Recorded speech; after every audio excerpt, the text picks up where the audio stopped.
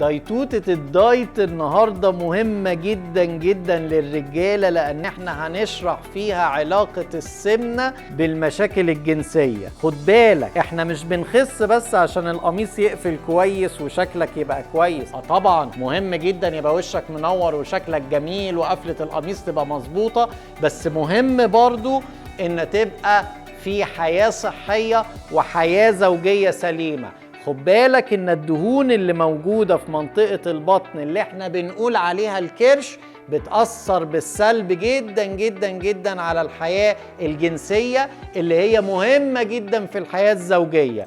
خد بالك ان زيادة الدهون بتزود هرمون الأنوثة اللي هو الاستروجين، فعشان كده العلاقة الجنسية بيحصل فيها اضطراب. يبقى هدفنا ان احنا نوصل لحياة صحية سليمة، لان ديت اللي هتخلينا نعيش حياة زوجية سليمة. كلم مركز الكارما، هنقدر نساعدك في حل كل مشاكلك.